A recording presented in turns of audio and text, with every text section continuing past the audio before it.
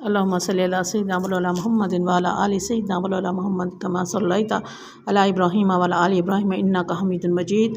اللهم بارك على محمد وعلى آل محمد كما باركت على إبراهيم وعلى آل إبراهيم إنك حميد مجيد.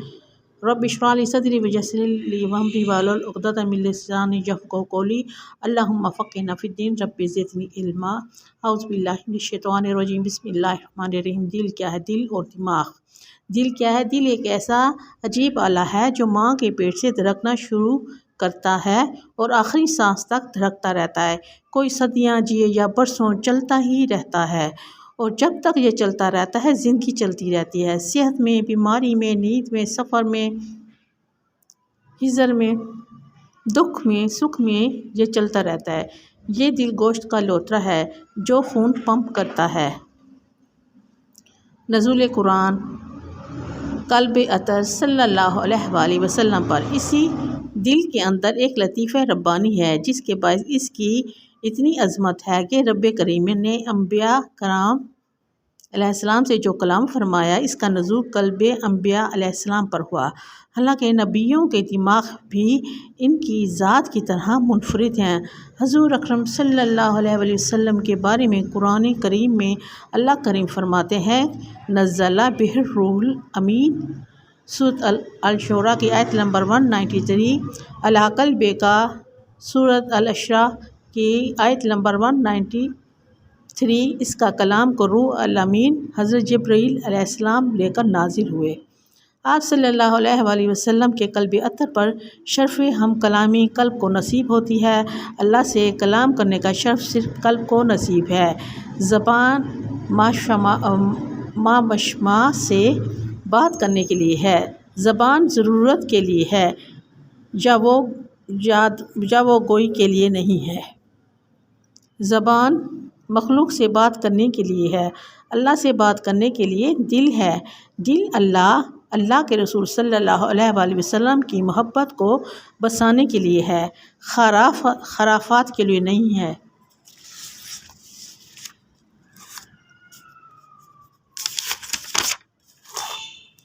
زندگی حصول رضائے باری کے لیے ہے، ضائع کرنے کے لیے نہیں ہے. کفر کے سارے معاملات دماغ سے چلتے ہیں اور ایمان کے سارے معاملات دل پر مدار رکھتے ہیں. دل دریا سمندروں ڈونگے. دل کے اندر ایک وسیع کائنات ہے. سلطان بہو رحمۃ اللہ تعالیٰ علیہ فرماتے ہیں کہ 14 طبق دل دے اندر تمبو وانگن تاڑے ہو، وچے بیرے وچے جھیرے وچے ونجن مہاڑے ہو. دل دریا سمندروں ڈوبے کون دلیاں دیاں جانے ہوں. یہ الگ جہان ہے اور اس میں بڑی آبادی ہوتی ہے. اس میں بہت بڑے وسیع شہر ہیں، اپنوں کے شہر بے شمار، اور اپنے اس میں بستے ہیں. عزیز و اقارب، دوست احباب، جاننے والے کچھ ایسے لوگوں کے گھر ان میں ہوتے ہیں کہ جن کو ہم نے صرف سن رکھا ہوتا ہے، دیکھتے نہیں ہوتے. ان کے مکان بھی ہوتے ہیں، ان کے گھر بھی ہوتے ہیں. اٹھتے بیٹھتے کبھی ان پہ بھی نظر پڑ جاتی ہے. کوئی بات کرتا ہے، کوئی نام لیتا ہے تو ہم کہتے ہیں ہاں میں بھی جانتا ہوں، میں نے انہیں پڑھا ہے یا سنا ہے. بڑی مزے کی بات یہ ہے کہ دشمنوں کا گھر، دشمنوں کا قیام بھی اسی دل کے اندر ہوتا ہے.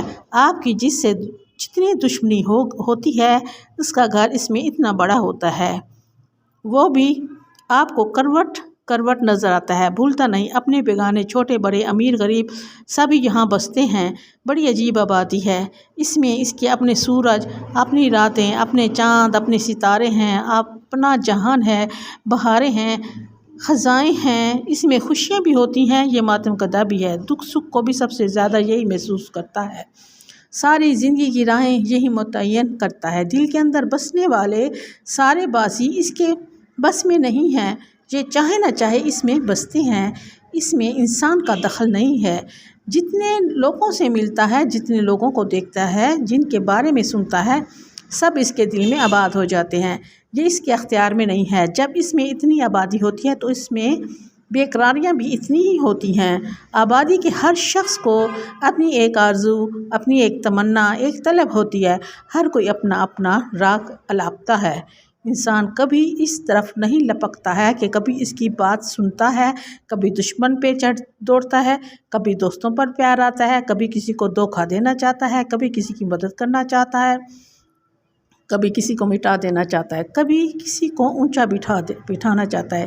اس کی یہ ساری بھاگ دوڑ لگتی رہتی ہے اور عمر عزیز ختم ہو جاتی ہے۔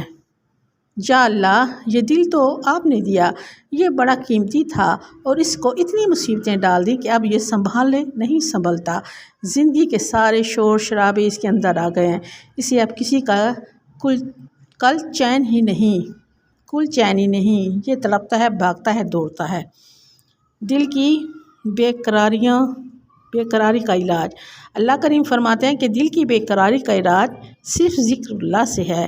بات یہ ہے کہ کسی محفل میں کتنی ہی قسم کے لوگ ہوں گے، ان کی کتنی قسم کی رائے ہو، ان کے کتنے قسم کے لباس ہوں، ان کی سوچیں کتنی مختلف ہوں، وہ کتنا شور کر رہے ہیں، اگر وہاں بادشاہ آ جائے تو سب شور ختم ہو جائے گا، سب اس کو دیکھنے لگ جائیں گے، سب اس کی طرف متوجہ ہو جائیں گے، سب ہمتان گوش ہو جائیں گے۔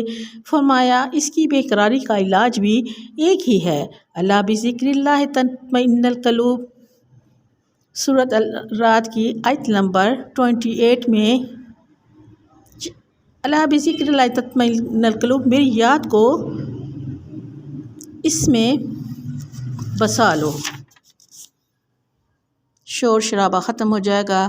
یہ سب حشرات الارض کی طرح ہیں، ان کی کوئی حیثیت نہیں ہے، ان کی اہمیت صرف اس لیے بنی ہوئی ہے کہ ان سب سے بڑا درمیان میں کوئی نہیں۔ یہ شور کر رہے ہیں، یہ تمہیں کبھی اس طرف کھینچتے ہیں، دوسرا ادھر کھینچ رہا ہے، تیسرا ادھر کھینچ رہا ہے، چوتھا ادھر کھینچ رہا ہے، ہر ایک کا شور کر رہا ہے۔ لیکن اس کا علاج یہ ہے کہ اس شہر میں ایک مسجد ہی بنا ڈالو۔ یہ سارا شہر تم نے نہیں بنایا، تمہاری تو کسی پر ذرا سی بھی نظر پڑی، وہ دل میں بس گیا، کسی کی بات سنی، اس کا دل میں گھر بن گیا، کسی کو دیکھا، کسی سے ملے، کسی سے تعلق ہوا، کسی سے دوستی، کسی سے دشمنی، کسی سے کاروبار کیا، وہ سارے دل میں بستے گئے، از خود ان کے گھر بنتے گئے، اب وہ مٹائے نہیں مٹتے۔ دل کی آبادی ذکر الہی سے ہے۔ تمہارے ذمہ یہ ہے کہ تم اپنے ارادے سے، اپنی مرضی سے دل میں ایک مسجد بنا ڈالو اور اس مسجد کو آباد رکھو۔ کسی لمحے اس میں ذکر الہی ختم نہیں ہونا چاہیے۔ اذان کے وقت اذان ہو، نماز کے وقت نماز ہو، سجدے کے وقت سجدہ ہو، تلاوت کے وقت تلاوت ہو، لیکن کبھی اس کے دیے گل نہیں ہونے چاہیے، اس کی روشنیاں بجھنی نہیں چاہیے۔ وہ مسلمان آباد رہے اور اس کی آبادی میرے ذکر یعنی میری ذات سے ہے۔ اطمینان قلب۔ الا بذکر اللہ تطمئن القلوب کا کیا مطلب ہے؟ اس کا مطلب ہے قرار آ جاتا ہے، قرار آ جانا۔ قرار کا مطلب ہے اسے سکون مل جانا، کھینچا تانی ختم ہو جاتی ہے۔ آدمی جب غلط کاری کرتا ہے یا اللہ کے احکام سے روگردانی کرتا ہے اور حکمت الہی کو نہیں سمجھتا تو دنیا میں بھی اس کی سانسیں اس کے لیے عذاب ہو جاتی ہیں۔ اس کے دل کو سکون نہیں ملتا، اس کے دل پر آخرت کا عکس پڑتا رہتا ہے۔ اگر آخرت میں اپنے لیے جہنم خرید رہا ہے تو اس کی تپش یہاں دنیا میں بھی اس کے دل کو پہنچتی رہتی ہے، اسے سکون نصیب نہیں ہوتا اور نیکی کرتا ہے اور آخرت میں اس کے درجات بلند ہو رہے ہوتے ہیں اور دنیا میں بھی سکون و اطمینان نصیب ہوتا ہے، دنیا میں بھی اس کی ٹھنڈک اور خوشبو سے نصیب رہتی ہے۔ اللہ نقد نقد حساب کرتا ہے، ادائیگی فوری ہو جاتی ہے۔ جو کچھ بندہ کرتا چلا جاتا ہے اس کی ادائیگی اسے ہوتی چلی جاتی ہے۔ نیکی کی ادائیگی سکون ہے، بندہ اطمینان سے جیتا ہے، برائی بے سکونی پہنچاتی ہے۔ لوگ دکھوں کو بھلانے کے لیے نشے کرتے ہیں، ہوش میں آتے ہیں تو دکھ ہی کئی گنا بڑھ جاتے ہیں۔ زنگ آلودہ دل۔ زنگ آلودہ دل، یہ جو ہم روز قرآن حکیم، احادیث مبارکہ اور علماء حق کے مواعظ سنتے رہتے ہیں، بے شمار مضامین بھی پڑھتے ہیں، لیکن جب وقت آتا ہے تو ہمارا کردار اسلام کے مطابق نہیں رہتا، ہم برائی کی طرف چلے جاتے ہیں، سود کھاتے ہیں، جھوٹ بولتے ہیں اور غلطیاں کرتے چلے جاتے ہیں۔ یہ کیوں ہوتا ہے؟ اس لیے ہوتا ہے کہ وہ باتیں ہمارے سر سے گزر جاتی ہیں، دلوں میں نہیں اترتی۔ کیونکہ نہیں اترتی، وہ بندے کا اپنا کردار ہوتا ہے، اس کے اعمال ہوتے ہیں۔ جو برائیاں وہ کرتا ہے وہ دل کو سیاہ کرتی ہیں۔ کلا بل رانا علی قلوبہم، سورۃ مطففین کی آیت نمبر 14۔ اس کے دل زنگلوت ہو گئے ہیں، کسی کام کے نہیں رہے، اس لیے اپنے مال کردار کی ایک ایک حرکت کی خبر رکھنی چاہیے۔ انسان دنیا کی اتنی خبر رکھتا ہے تو اپنی خبر کیوں نہیں رکھتا، اپنی بات کیوں نہیں کرتا، اپنے آپ کو تلاش کیوں نہیں کرتا، ہاں میں کیا ہوں۔ اصل سوچنے کی بات یہ ہے کہ میرے اللہ کا حکم ہے، میرے نبی صلی اللہ علیہ وآلہ وسلم کی سنت کیا ہیں، اور میں کیا کر رہا ہوں۔ دوسروں کو بعد میں سوچو، پہلے اپنے بارے میں سوچو۔ جو اپنے بارے میں سوچتے ہیں ان کے پاس فرصت ہی نہیں بچتی کہ کسی اور کے بارے میں سوچیں۔ دل اور دماغ میں فرق۔ حضور اکرم صلی اللہ علیہ وسلم کی ذات کائنات میں افضل ترین ہستی ہے۔ آپ صلی اللہ علیہ وآلہ وسلم خیر البشر ہیں، کوئی دوسرا بشر آپ صلی اللہ علیہ وآلہ وسلم کا ثانی اور آپ صلی اللہ علیہ وآلہ وسلم کی مثال نہیں ہو سکتا۔ آپ صلی اللہ علیہ وآلہ وسلم امام الانبیاء ہیں۔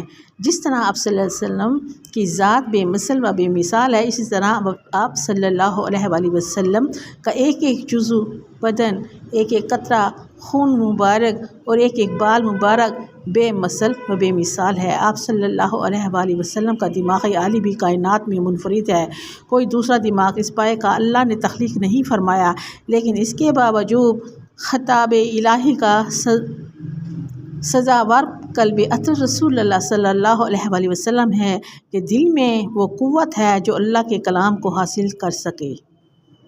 وآخر دعوانا الحمد للہ رب العالمین۔ اللہ تبارک و تعالی ہم سب کو سنتوں شریعت پر عمل کرنے کی توفیق عطا فرمائے اور اس پر عمل کرنے کی توفیق عطا فرمائے اور ذکر دوام کرنے اور پھیلانے کی توفیق عطا فرمائے۔ آمین ثم آمین۔